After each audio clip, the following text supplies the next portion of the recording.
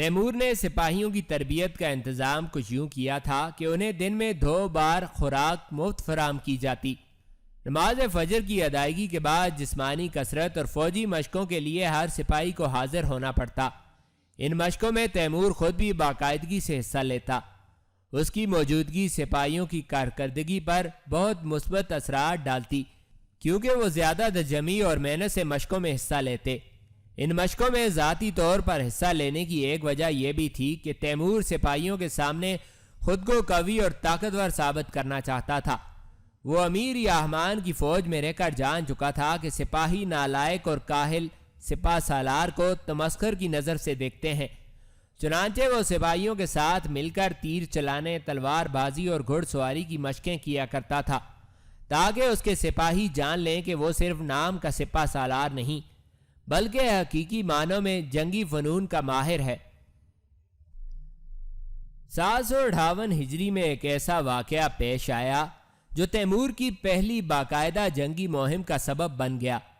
ہوا یوں کہ تیمور کے 6 سپاہی صحرا سے لوٹ رہے تھے کہ راستے میں امیر بخارا کے آدمیوں نے انہیں گھیر لیا اور قتل کر کے فرار ہو گئے۔ تیمور نے امیر بخارا کو خط لکھا کہ اس کے 6 سپاہیوں کو موت کے گھاٹ اتار دیا گیا ہے۔ عینی شاہدین کے مطابق انہیں تیرے 50 آدمیوں نے قتل کیا ہے، لہٰذا ان قاتلوں کا امیر ہونے کی حیثیت سے تو ہر سپاہی کے خون کے بدلے 3000 مشکال سونا ادا کر، اور یا پھر ان قاتلوں کو میرے حوالے کر دے تاکہ میں نے قانون کے مطابق سزا دے سکوں۔ امیر بخارا نے جواباً لکھا، اصلی غلطی تیرے آدمیوں کی تھی، انہوں نے خواہ مخواہ میرے آدمیوں سے الجھ کر جانیں گنوا دی۔ تیمور نے اس بارے میں مکمل تحقیق کی تو یہ بات سامنے آئی کہ امیر بخارا کے آدمی دروغ گوئی سے کام لے رہے ہیں اور حقیقت چھپا رہے ہیں۔ چنانچہ اس نے امیر بخارا کو دوبارہ خط لکھ کر کہا کہ تیرے آدمی جان بوجھ کر حقیقت چھپا رہے ہیں، لہذا تو جلد از جلد قاتلوں کو میرے حوالے کر دے یا خون بہا ادا کر۔ امیر بخارا نے تیمور کے دوسرے خط کا جواب ہی نہ دیا۔ تیمور کچھ دن انتظار کرتا رہا، لیکن امیر بخارا کی مسلسل خاموشی سے اس کے صبر کا پیمانہ لبریز ہو گیا اور اس نے بخارا پر فوج کشی کا فیصلہ کر لیا۔ سن 758 ہجری شوال کے مہینے میں تیمور اپنی فوج کو لے کر بخارا کی طرف روانہ ہوا۔ اس کی ساری فوج گھوڑوں پر سوار تھی اور ہر سوار کے پاس ایک فالتو گھوڑا بھی تھا۔ دراصل تیمور نے یہ انتظام اس لیے خاص طور پر کیا تھا کیونکہ وہ جانتا تھا کہ جب تھکے ہوئے گھوڑے کو تبدیل کر لیا جائے تو کم سے کم وقت میں زیادہ سے زیادہ فاصلہ طے کیا جا سکتا ہے۔ تیمور نے بخارا کے حفاظتی انتظامات کے حوالے سے بھی مکمل تحقیق کی تو اسے پتہ چلا کہ بخارا کے گرد حفاظتی دیوار موجود ہے جو انتہائی مضبوط ہے۔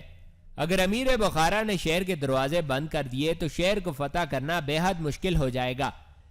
تیمور نے اس حوالے سے یہ منصوبہ بندی کی کہ شہر کے قریب رات کے وقت پہنچا جائے تاکہ شہر کی حفاظت پر مامور سپاہی انہیں دور سے آتا دیکھ کر دروازے بند نہ کر دیں۔ تیمور نے اپنے ساتھیوں کو ایک خاص قسم کی خشک جڑی بوٹی بھی دے رکھی تھی جس کا نام سنبل الطیب تھا۔ یہ بوٹی گھوڑوں کی ناک پر ملنے کے لیے تھی، جس کا فائدہ یہ ہوتا تھا کہ گھوڑوں کی ہنہناہٹ ختم ہو جاتی تھی۔ جب تیمور کی فوج شہر کی دیوار کے قریب پہنچ گئی تو مذکورہ بوٹی کو گھوڑوں کی ناک پر مل دیا گیا۔ تیمور کی حکمت عملی کامیاب رہی اور بخارا کے لوگ اس کی فوج کی آمد سے قطعی بے خبر رہے۔ تاہم رات ہونے کی وجہ سے شہر کے دروازے بند کر دیے گئے تھے، چنانچہ تیمور نے دروازے توڑ دینے کا حکم دیا۔ اس نے اپنے سپاہیوں کو حکم دیا کہ ایک طرف سے دروازے توڑے جائیں اور دوسری طرف سے کچھ آدمی سیڑھیوں کے ذریعے دیوار پھلانگ کر شہر کے اندر داخل ہو جائیں۔ تیمور کی یہ حکمت عملی بھی بے حد کامیاب رہی۔ دراصل بخارا پر یہ حملہ اس قدر اچانک اور غیر متوقع تھا کہ تیمور کو کسی قسم کی مزاحمت کا سامنا نہیں کرنا پڑا۔ جب اس کی فوجیں شہر میں داخل ہوئیں تو کوہرام مچ گیا۔ امیر بخارا کو تیمور کے حملے کی اطلاع ملی تو اس نے اپنے محل کے سارے دروازے بند کروا دیے۔ بہرحال صبح تک امیر بخارا محل میں چھپا رہا۔ جب صبح ہوئی اور سورج کی روشنی پھیلی تو وہ اپنے محل کے برجی پر ظاہر ہوا اور تیمور سے کہنے لگا، اے تیمور، تو نے میرے ملک پر کیوں حملہ کیا ہے اور تو کیا چاہتا ہے؟ تیمور نے بلند آواز سے امیر بخارا کو جواب دیتے ہوئے کہا، تیرے آدمیوں نے میرے سپاہیوں کو قتل کیا، اور جب میں نے تجھے خط لکھ کر خون بہا ادا کرنے یا قاتلوں کو حوالے کرنے کا مطالبہ کیا تو تو نے قطعاً توجہ نہ دی اور مسلسل خاموش رہ کر مجھے حملے پر مجبور کر دیا۔ اب اگر تو چاہتا ہے کہ میں تیرے ملک سے نکل جاؤں تو تجھے 5 لاکھ مشکال سونا ادا کرنا ہوگا۔ امیر بخارا یہ نیا مطالبہ سن کر غصے سے پاگل ہو گیا اور اس نے تیمور کا مطالبہ ماننے سے صاف انکار کر دیا۔ دراصل امیر بخارا نے اپنے محل کے اندر ایک چور راستہ بنا رکھا تھا اور اس کا خیال تھا کہ تیمور کو خبر ہونے سے پہلے وہ فرار ہو جائے گا، لیکن یہ اس کی غلط فہمی تھی، کیونکہ تیمور نے ہر راستے پر پہرا بٹھا رکھا تھا۔ کچھ ہی دیر میں ایک طرف سے شور و غوغا سنائی دیا۔ تیمور کے سپاہی امیر بخارا سمیت کچھ اور معززین کو پکڑ کر لا رہے تھے۔ یہ لوگ خفیہ راستے سے فرار ہو رہے تھے، مگر تیمور کے پہریداروں نے انہیں گرفتار کر کے تیمور کے سامنے پیش کر دیا۔ کچھ دیر پہلے رعونت سے بات کرنے والا امیر بخارا تیمور کے سامنے آتے ہی بھیگی بلی بن کر گڑگڑانے اور رحم کی بھیک مانگنے لگا۔ اب وہ تیمور کا ہر مطالبہ ماننے کو تیار تھا۔ تیمور نے اب امیر بخارا کی رحم کی اپیل سرے سے مسترد کرتے ہوئے اسے یاد دلایا کہ صبح جب وہ آزاد تھا تو اس نے تیمور کی پیشکش کو کس رعونت سے ٹھکرا دیا تھا، لہٰذا اب اسے اپنے انجام کے لیے تیار ہو جانا چاہیے۔ اس کے بعد تیمور نے شہر کے لوگوں کو ایک جگہ جمع ہونے کا حکم دیا اور مرکز میں امیر بخارا کو لا کھڑا کیا۔ پھر اس نے اپنے مخصوص انداز میں تلوار کا اس قدر زوردار وار کیا کہ امیر بخارا کا سر تن سے جدا ہو کر دور جا گرا۔ مجمع پر سکوت مرگ طاری تھا، جیسے ان کی سانسیں اچانک رک گئی ہوں۔ تیمور کو ان سے کچھ کہنے کی ضرورت نہیں تھی، اس کی تلوار سب کہہ چکی تھی۔ تیمور نے امیر بخارا کی ساری جائیداد پر قبضہ کر لیا اور بخارا کی حفاظتی دیوار گرا دینے کا حکم دیا۔ اس کا اصول تھا کہ جب کسی شہر کو فتح کر لو تو اس کی حفاظتی دیوار یا فصیل کو مسمار کر دو۔ امیر بخارا سے نمٹنے کے بعد تیمور نے بخارا کا نظم و نسق اپنے ایک افسر کو سونپا اور وہ خود واپس سمرقند روانہ ہو گیا۔ سمرقند واپس آنے کے بعد تیمور کو ایک عجیب خواب نظر آیا جو دراصل اس کی زندگی بھر کے نشیب و فراز کی علامت تھا۔ خواب میں تیمور نے دیکھا کہ ایک سیڑھی ہوا میں معلق ہے اور حیران کن طور پر گر بھی نہیں رہی۔ تیمور اس حیران کن سیڑھی کو دیکھ کر خود سے سوال کر رہا تھا کہ آخر یہ سیڑھی گرتی کیوں نہیں، کہ اسی اثنا میں اسے ایک گریدار آواز سنائی دی، اے تیمور اٹھ اور اس سیڑھی پر چڑھنا شروع کر دے۔ تیمور نے ادھر ادھر دیکھا مگر اسے کوئی نظر نہ آیا۔ اس نے جواب دیا، یہ سیڑھی ہوا میں معلق ہے اور کسی لمحے بھی نیچے گر سکتی ہے۔ وہ آواز پھر گونجی، تیمور کیا تو اوپر چڑھنے سے ڈرتا ہے؟ میں ہرگز نہیں ڈرتا، مگر عقل یہی کہتی ہے کہ جان بوجھ کر خود کو مشکل میں نہ پھنساؤ۔ اب اس آواز نے حکم دیتے ہوئے کہا، اے تیمور میں تجھے حکم دیتا ہوں کہ اٹھ اور اس سیڑھی پر سوار ہو جا۔ تیمور نے اٹھ کر سیڑھی پر پہلا قدم رکھا اور اسے زور سے ہلا کر دیکھا، مگر اس کی حیرت کی انتہا نہ رہی جب سیڑھی نے اپنی جگہ سے جنبش بھی نہ کی۔ اس پر اس کی ہمت بندی اور وہ تیزی سے اوپر چڑھنے لگا۔ کچھ اوپر جانے کے بعد اچانک اس کا ایک پاؤں شل ہو گیا۔ تیمور کو یوں محسوس ہوا جیسے اس کا وہ پاؤں بالکل ناکارہ ہو گیا ہو۔ اگرچہ اسے درد کا احساس نہیں تھا مگر وہ اپنا بایاں پاؤں ہلا بھی نہیں سکتا تھا۔ پاؤں شل ہو جانے کی وجہ سے وہ اپنی جگہ رک گیا۔ اس پر وہی آواز دوبارہ بلند ہوئی، اے تیمور چل، رک کیوں گیا؟ تیمور نے کہا، میرا بایاں پاؤں شل ہو گیا ہے اس لیے میں آگے نہیں بڑھ سکتا۔ آواز دوبارہ سنائی دی، ایک پاؤں کا بیکار ہو جانا تیری راہ میں حائل نہیں ہونا چاہیے، لہٰذا تو آگے بڑھتا رہے۔ تیمور نے حکم پر عمل کیا تو اسے پتا چلا کہ اگرچہ اس کا بایاں پیر شل ہو چکا ہے مگر وہ اسے اپنے ساتھ گھسیٹ سکتا ہے، لہٰذا وہ سیڑھی پر اوپر چڑھتا رہا۔ کچھ اور اوپر جانے پر اس کا دایاں ہاتھ بھی سست پڑ گیا اور اس ہاتھ کی انگلیاں حرکت کرنے سے معذور ہو گئیں، البتہ اس کا بایاں ہاتھ بالکل ٹھیک تھا، لہٰذا وہ سیڑھی کے ڈنڈوں کو تھام کر اوپر چڑھتا رہا۔ آخر کار ایسی جگہ پہنچ گیا جہاں پہنچ کر سیڑھی ختم ہو گئی اور آگے کچھ دکھائی نہ دیتا تھا۔ یہاں وہی آواز پھر سنائی دی جو تیمور سے پوچھ رہی تھی، اے تیمور، تو جانتا ہے کہ یہاں تک پہنچنے میں تو نے کتنی سیڑھیاں طے کی ہیں؟ تیمور نے کہا، نہیں، میں یہ نہیں جان سکا۔ وہ آواز پھر سنائی دی، یہی بہتر تھا کہ تو یہ نہ جانتا، کیونکہ تو نے جتنی سیڑھیاں طے کی ہیں وہ دراصل تیری زندگی کے ایام کی تعداد ہے۔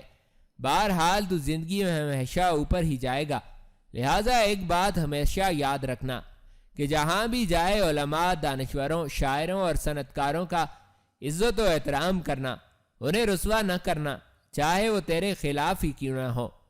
اس کے بعد تیمور کی آنکھ کھل گئی۔ اگرچہ یہ ایک عجیب خواب تھا، مگر اس خواب کے تقریباً 50 برس بعد جب تیمور نے اپنی آپ بیتی لکھنا شروع کی تو یہ اعتراف کیا کہ یہ خواب بالکل سچا تھا اور اس کی زندگی اس خواب کی ہو بہو تصویر تھی۔ اس نے ان 48 سالوں میں بے حد ترقی کی اور اوپر ہی اوپر جاتا گیا۔ بڑے بڑے حکمرانوں کو اس کے سامنے سر تسلیم خم کرنا پڑا۔ اس خواب میں بائیں پاؤں کے بے حس ہو جانے کی تعبیر یہ تھی کہ ایک مارکے کے دوران تیمور کے بائیں پاؤں پر اس زور کی ضرب لگی کہ وہ بقیہ زندگی میں لنگڑا کر چلنے پر مجبور ہو گیا، اسی لیے اسے تیمور لنگ کے نام سے بھی پکارا جانے لگا۔ روس میں ایک جنگی مہم کے دوران اس کا سیدھا ہاتھ بری طرح زخمی ہوا اور اس کے بعد سیدھے ہاتھ کی انگلیاں بے حس ہو گئیں۔ یوں اس خواب کی یہ تعبیر بھی سچ نکلی۔ البتہ یہ بات حیران کن تھی کہ سیدھے ہاتھ کی انگلیوں کے بے حس ہو جانے کے باوجود تیمور اس ہاتھ میں تلوار، کلہاڑا یا نیزہ پکڑ کر جنگ میں پوری قوت سے لڑ سکتا تھا، کیونکہ اس کا کندھا، بازو اور ہتھیلی کی ہڈیاں بالکل درست حالت میں تھیں۔ تیمور نے خواب میں ملی ہدایات کے عین مطابق ہمیشہ علماء، دانشوروں اور صنعت کاروں کی خوب عزت و تکریم کی، بلکہ جیسا کہ پہلے بھی ذکر آیا ہے، وہ کچھ علماء دین کو ہمیشہ اپنے ساتھ رکھتا تھا اور اہم دینی معلومات میں ان سے رہنمائی حاصل کرتا تھا۔ جب تیمور نے شیراز پر فتح حاصل کی تو وہاں مشہور شاعر حافظ شیرازی سے اس کا دلچسپ مکالمہ ہوا۔ جب حافظ شیرازی کو تیمور کے سامنے پیش کیا گیا تو تیمور نے اس کے ایک شعر کے حوالے سے تنقید کرتے ہوئے اسے کہا کہ اے حافظ، کیا یہ شعر تیرا ہے؟ خدایا محتسب مارا با آواز وفون بخش کے ساتھ شرع دین افسانہ بے قانون نخوائید شر۔ جب حافظ شیرازی نے تصدیق کی تو تیمور نے کہا، اے حافظ، کیا تو نہیں جانتا کہ تیرا یہ شعر دین و مذہب کے بارے میں اہانت آمیز ہے؟ حافظ شیرازی جو اس وقت بے حد بوڑھے ہو چکے تھے کہنے لگے، میرا مقصد دین کی توہین ہرگز نہیں تھا، بلکہ اس شعر میں افسانہ سے میری مراد وہی دف و نے ہے، اور میں یہ کہنا چاہتا ہوں کہ دف و نے کی آواز اتنی بے وقت ہے کہ اسے ارکان دین میں خلل نہیں پڑتا۔ تیمور کو حافظ شیرازی کی توجیہ پسند نہ آئی، مگر پھر بھی ضبط کرتے ہوئے دریافت کیا، کیا یہ شعر بھی تیرا ہے؟ اگر آن ترک شیرازی بدست کی آرد دل مارا، بخال ہندویش بخشم سمرکند و بخارا را۔ اس شعر کا لفظی مطلب یہ ہے کہ اگر وہ ترک، اے شیرازی، ہمارا دل لبھا جائے تو بخشو اس کے سیاہ تل پر سمرکند و بخارا۔ حافظ شیرازی نے اس کی بھی تصدیق کی تو تیمور اور تلملا اٹھا اور کہنے لگا، اے شمس الدین شیرازی، تو نے حد کر دی، میں ہزاروں انسانوں کو قربان اور خون کی ندیاں بہا کر سمرکند و بخارا حاصل کروں اور تو ایک سیاہ تل پر یہ قربان کر دے۔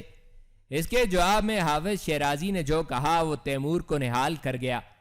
انہوں نے اپنی بوسیدہ قمیض کے بٹن کھولے اور اس کے چیتھڑوں کی طرف اشارہ کرتے ہوئے کہنے لگے، اے تیمور، ہماری اس فیاضی نے تو ہمیں یہ دن دکھائے ہیں۔ حافظ شیرازی کی یہ حاضر جوابی تیمور کو لاجواب کر گئی۔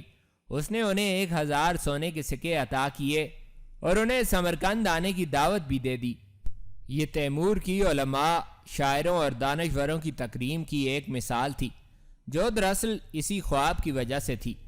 تیمور اپنے ہر سفر اور مہم میں اس بات کا خاص خیال رکھتا اور جب بھی کسی ملک یا شہر پر غلبہ پاتا تو سب سے پہلے عام منادی کرا دیتا کہ شہر کے علماء، شاعر، دانشور اور صنعت کاروں کو عام معافی ہے۔ وہ اپنے سپاہیوں کو بھی یہ خاص ہدایت دیتا کہ ان کے ہاتھ سے کسی اہل علم اور شاعر کو گزند نہ پہنچے۔ اس کے بعد تیمور نے خراسان کے دارالحکومت سبزہ وار پر قبضے کا ارادہ کیا اور بالکل اچانک سبزہ وار پہنچ گیا۔ 759 ہجری کو تیمور اور امیر لیگ کی فوجوں کا آمنا سامنا ہوا۔ امیر لیگ ان 5 حکمرانوں میں سے ایک تھا جو امیر بخارا کے دوستوں میں سے تھے اور تیمور کے خلاف متحد ہو چکے تھے۔ یہ 5 حکمران 1 لاکھ کی فوج جمع کر کے سمرقند پر حملہ کرنے کا منصوبہ بنا رہے تھے۔ امیر لیگ کے بارے میں یہ مشہور تھا کہ وہ ترک سلاطین کی اعلیٰ نسل سے ہونے کا دعویٰ کرتا ہے۔ وہ خود کو دوسرے انسانوں سے اعلیٰ و برتر سمجھتا تھا۔ وہ جب کبھی کہیں جاتا تو ایک سیاہ پرچم اس کے آگے آگے لہرایا جاتا تھا جس پر گائے کی 9 دمیں لٹک رہی ہوتی تھیں، مگر حقیقت میں یہ خود کو دوسروں سے اعلیٰ سمجھنے والا حکمران اعلیٰ صلاحیتوں سے قطعی نابلد تھا۔ اس نے اپنے شہر کے لوگوں کی حفاظت کے مناسب انتظامات تک نہیں کیے ہوئے تھے۔ چنانچہ تیمور کی فوجیں جب اچانک سبزہ وار تک پہنچی تو شہر کے باہر لوگوں کو حصار میں پناہ لینے کی مہلت بھی نہ مل سکی۔ تیمور کی فوج تقریباً 4000 سپاہیوں پر مشتمل تھی جو سب گھڑ سوار تھے اور ان کے پاس حسب معمول فالتو گھوڑے بھی تھے۔ دونوں فوجوں کا آمنا سامنا ایک چٹیل میدان میں ہوا۔ تیمور نے جنگ شروع ہونے سے پہلے اپنے بینوئی امیر حسین سے کہا کہ وہ 500 سواروں کو لے کر یہ ظاہر کرے کہ جیسے وہ میدان سے بھاگ رہا ہے۔ جب امیر لیگ کے سپاہی ان کا تعاقب کرتے دور نکل آئیں تو وہ اچانک پلٹ کر ان پر حملہ کر دے۔ جنگ شروع ہونے پر امیر حسین نے ویسے ہی کیا جیسے تیمور نے ہدایت کی تھی۔ تیمور کا خیال تھا کہ اس کے داماد کے تعاقب میں 200-300 سے زیادہ دشمن سپاہی نہیں جائیں گے، مگر حیرت انگیز طور پر دشمن کے 1000 سے زائد سپاہی میدان جنگ چھوڑ کر امیر حسین کے پیچھے بھاگ کھڑے ہوئے۔ اب تیمور نے اپنے سپاہیوں کو اشارہ کیا کہ وہ دشمن کے گھوڑوں کو ناکارہ بنانا شروع کر دیں۔ اگرچہ یہ کوئی اچھی حرکت نہیں سمجھی جاتی، مگر تیمور کی یہ حکمت عملی نہایت کامیاب رہی۔ اس سے دشمن پر زبردست دباؤ پڑا۔ دشمن کے بے شمار سپاہی پیدل جنگ پر مجبور ہو گئے۔ تیمور نے اپنے ایک افسر کو ان پیدل جنگ کرنے والوں پر بھرپور ضرب لگانے کا حکم دیا۔ یہ حملہ اس قدر مہلک ثابت ہوا کہ دشمن کے سپاہی گاجر مولیوں کی طرح کٹنے لگے۔ انہیں سمجھ نہیں آتی تھی کہ اپنا بچاؤ کیسے کریں۔ وہ وحشت زدہ ہو کر بھاگ رہے تھے اور چیخو پکار کر رہے تھے۔ تیمور نے اپنی ذہانت اور قابلیت سے امیر لیگ کی بڑی فوج کو عبرت کا نشان بنا دیا۔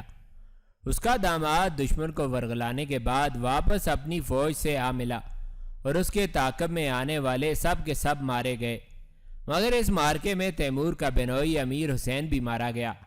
تیمور نے اس کی لاش کو احترام سے کفن میں لپیٹنے کا حکم دیا تاکہ اسے واپس سمرقند لے جا کر دفنایا جا سکے۔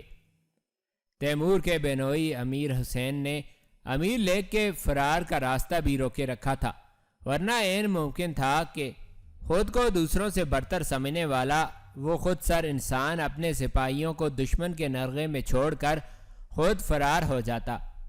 جنگ کے دوران تیمور کی نظر امیر لیگ پر پڑی تو وہ خود اس پر حملہ کرنے کے لیے آگے بڑھا۔ وہ کئی سپاہیوں کے حصار میں تھا۔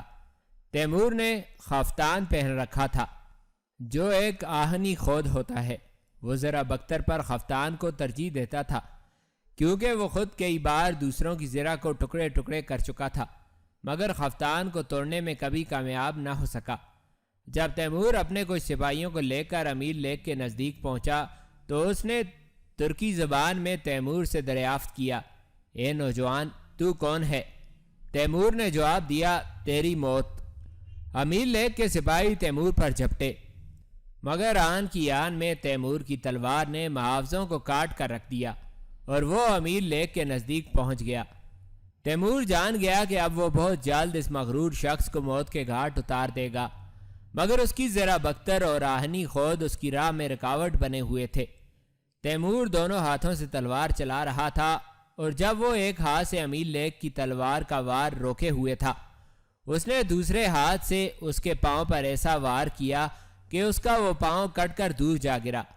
امیر لیگ درد کی شدت سے دورہ ہو گیا۔ اسی لمحے تیمور نے دوسرے ہاتھ سے وار کر کے اس کے بائیں ہاتھ کو کاٹ دیا۔